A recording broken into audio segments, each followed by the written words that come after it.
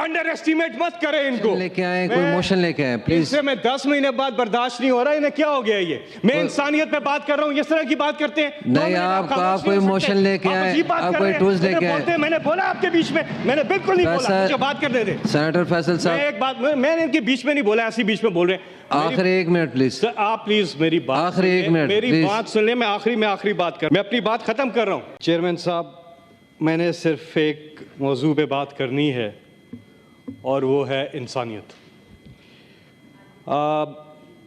जो कुछ हुआ पिछले कुछ अरसे में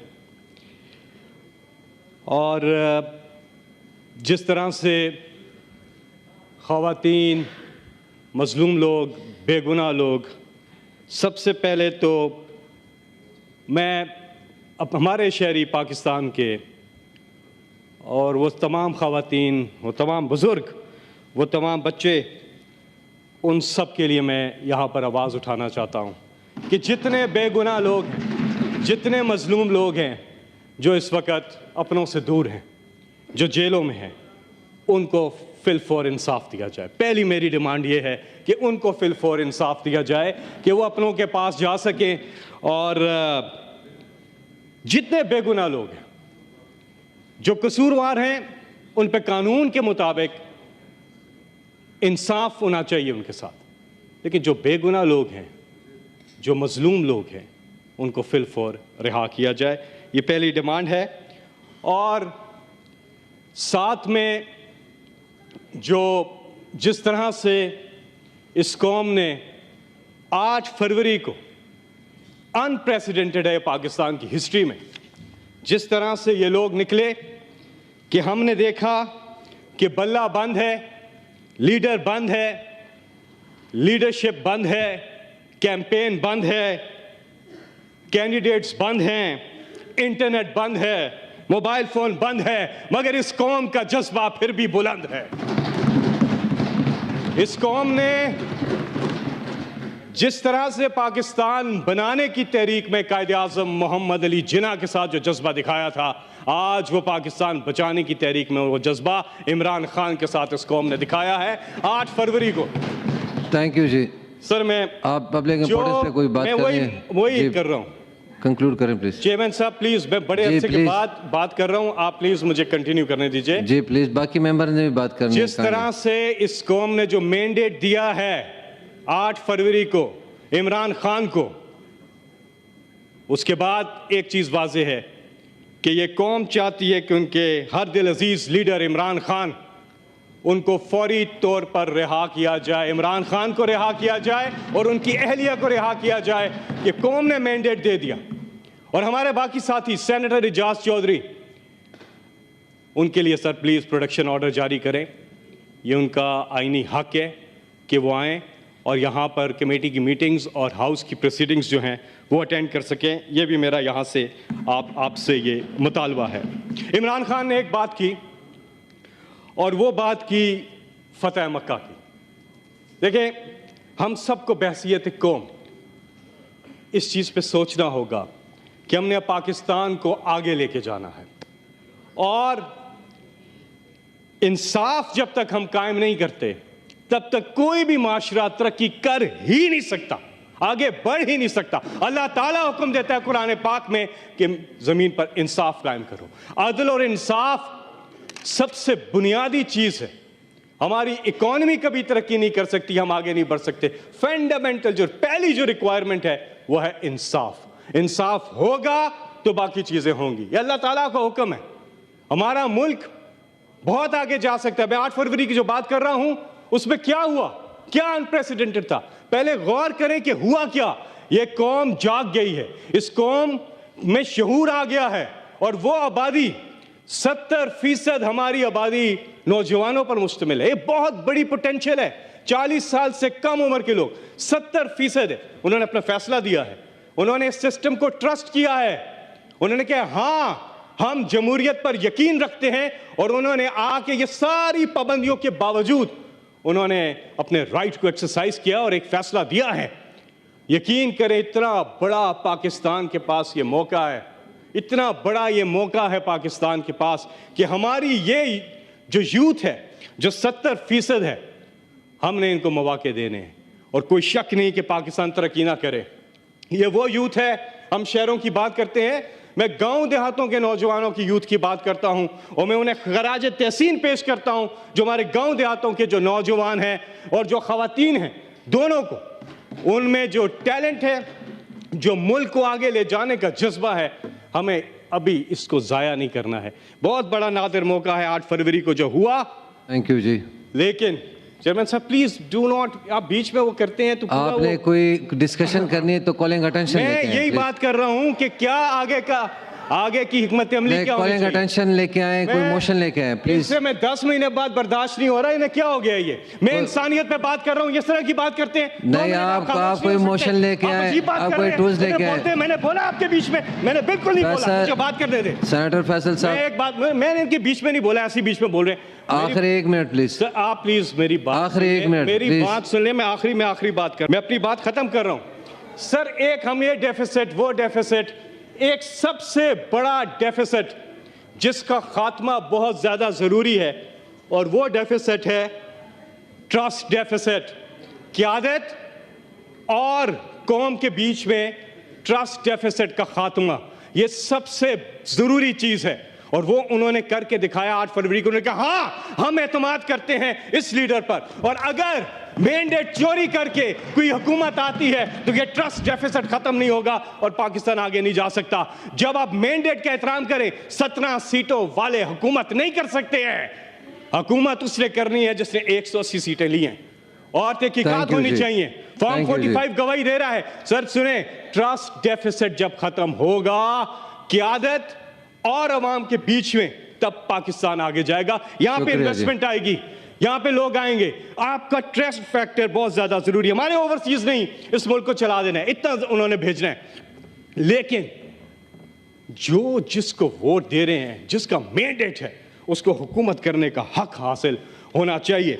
मैं सर आखिर में ये बात करूंगा कि जो कुछ भी हुआ, एक चीज को जिंदा रखने के लिए आप अपनी पूरी कोशिश करें। जिंदगी तो खत्म हो जानी है एक दिन, सब ने चले जाना है, अल्लाह ताला की जात बाकी रहनी है, सब ने चला जाना है, दुनिया फानी है, इसके बाद की जिंदगी जो है बाकी रहनी है। हमारे दिन गुजरते जा रहे हैं, हमें समझ ही नहीं आ रही हम करते क्या जा रहे हैं अपने आप के साथ। दिन तो गुजरते जा रहे हैं, खत्म ठक, अल्लाह के हजूर पेश होना है फिर। लेकिन क्या हम आपस में बैठ के, मैं सब साथियों को कहता हूं कि क्या हम ये सोचते हैं कि क्या हम एक बुनियादी चीज जिसको कायम रखना हमें हमारी अव्वलीन जिम्मेदारी है, और वह इंसानियत, उसके लिए सोच करें, उसके लिए काम करें। और कोई शक नहीं है कि जो हमारी कौमी यकजहती है, उसको बहाल करने का ये बहुत बड़ा नादिर मौका है। चेयरमैन साहब, मुझे खत्म करने दे मेरी बात, मुझे खत्म करने दे, फिर मैं आप मेरी बात खत्म करने दे। थैंक यू जी। सेनेटर नसीबुल्लाह बाज़ई साहब, सेनेटर नसीबुल्लाह बाज़ई साहब, थैंक यू सर, आपकी बात खत्म हो गई, प्लीज माइक खोलें फैसल साहब का 1 मिनट के लिए। जो माइक खोलिएगा, मैं आखिरी बात कर रहा हूं। बाज़ई साहब बस आखिरी 1 सेकंड। नादिर मौका मिला है 8 तारीख को कि हम कौमी यकजहती को बहाल करें, ये बहुत ज्यादा जरूरी है। और आगे हमने बढ़ना है। फतेह मक्का की बात की, इमरान खान ने बहुत जबरदस्त बात की है, ट्रूथ एंड रिकंसिलिएशन की बात की है, बहुत जबरदस्त बात की है। आए उस पर अमल करें, और जो अल्लाह ने हमें हुक्म दिया उस पर अमल दरामद करें। अल्लाह ने जो हुक्म दिया, सुने आखिरी बात कर रहा हूं, आखिरी बात। चेयरमैन साहब प्लीज डू नॉट इंटरप्ट मी, मुझे खत्म करने दे मेरी बात, मैं खत्म। आपने 10 दफा आखिरी बात कर ली है। आखिरी बात में आप बार बार बीच में आ रहे हैं ना, तो वो बात पूरी नहीं हो रही जी।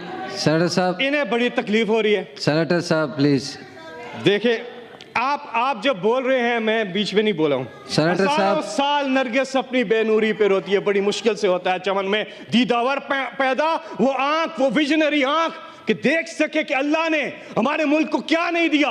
हर चीज दी है, कुदरती वसाइल दिए, सारे मौसम दिए, दरिया, समंदर, पहाड़, लेकिन हम इस मुल्क के साथ क्या कर रहे हैं? थैंक यू जी, ये सब थैंक यू चीजें जी, हमारे पास है बहुत शुक्रिया। और अल्लाह ने हमें लीडर सेनेटर नसीबुल्लाह बाज़ई साहब प्लीज तशरीफ रखें। फैसल साहब तशरीफ रखें, नो तशरीफ रखें प्लीज। सेनेटर नसीबुल्लाह बाज़ई साहब प्लीज। Thank you sir. जी सेनेटर साहब प्लीज तशरीफ रखें, तशरीफ रखें प्लीज, तशरीफ रखें। मैंने आपको जी सर आखिरी बात खत्म नहीं हो।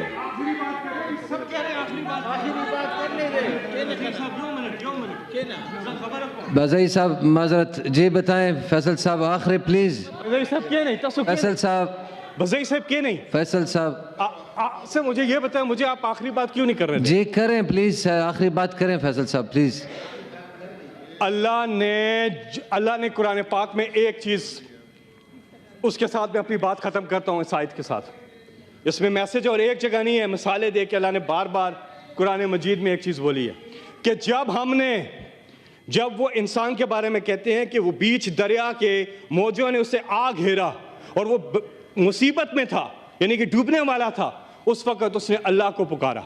और जब अल्लाह ने उसको खुशकी पे ले गया अल्लाह ताला और उसकी मुसीबत से उसको निकाल लिया, तो वह अल्लाह को भूल गया जैसे कि पहली दफ़ा याद ही नहीं किया था। अल्लाह कहते हैं दर हकीकत इंसान बड़ा नाशुक्रा है। आज पाकिस्तान का सबसे बड़ा प्रॉब्लम जो है, आज पाकिस्तान का सबसे बड़ा प्रॉब्लम यह है कि हम नाशुक्र क्यों हो चुके हैं। हमें अल्लाह ने जब सब कुछ दिया हुआ है, हम क्यों नहीं सोचते कि हम इतना फायदा उठा सकते हैं इन चीजों से। और मैं फिर कहूंगा कि हमारी सबसे बड़ी पोटेंशियल हमारी नौजवान आबादी है।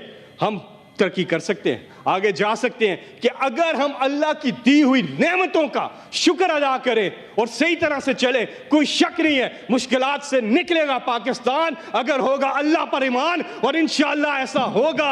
ये पाकिस्तान तरक्की कर सकता है। सिर्फ हमें जरूरत समर की है कि हम इस वक्त इस नादर मौके से भरपूर फायदा उठाएं। चेयरमैन साहब आखिरी बात करूंगा, उसके बाद मैं आपसे इजाजत चाहूंगा। ये सारे लोग मुझे बीच में अगर इंटरप्ट करते रहेंगे तो बात नहीं चलेगी। देखें मैं जब आखिरी बात करें जी चेयरमैन साहब, फिक्र न करें। चेयरमैन साहब ये क्या तरीका है? खत्म करें फैसल साहब प्लीज, प्लीज आप चेयर को मुखातिब हो, आप खत्म करें प्लीज। बात करें फैसल साहब प्लीज बात करें परवाह न करें। बड़े अफसोस की बात है जी। सेनेटर साहब आप प्लीज इनको बोलने दें, प्लीज बोलने दें प्लीज। जिस तरह से जी आपकी बारी है। जिस तरह से इमरान खान ने अपनी पूरी जिंदगी, चाहे वो कोई भी फील्ड हो, उन्होंने इस कौम को मायूस नहीं किया, इसी तरह इस कौम ने भी 8 फरवरी को इमरान खान को मायूस नहीं किया। ये कौम खिराज तहसीन की मुस्तहिक है। अक्सर लोग कहते थे कि जैसी कौम वैसे हुक्मरान। नहीं, अंडर एस्टिमेट मत करें इनको। ये तो वो कौम बन गई है जो माशाल्लाह, ये हमारे पास बहुत बड़ा मौका है चेयरमैन साहब, बहुत बड़ा मौका है, हम इससे फ़ायदा उठाएं और हम लोगों के मैंडेट की कदर करें। जो जिन लोगों ने जिन्हें वोट दिया उनकी उस मैंडेट की कदर करें। This is the only way forward for Pakistan. यकीन करें पाकिस्तान को तरक्की करने से कोई नहीं रोक सकता।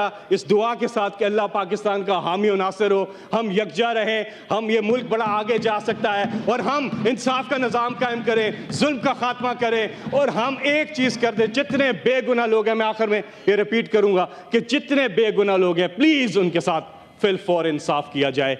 अल्लाह ताला को इंसाफ करने वाले लोग पसंद हैं, अल्लाह ताला इस चीज़ को पसंद करता है। कुरान मजीद में बार बार है इंसाफ कायम करें, यही एक डिमांड है आज। आपका बहुत बहुत शुक्रिया। Thank you ji.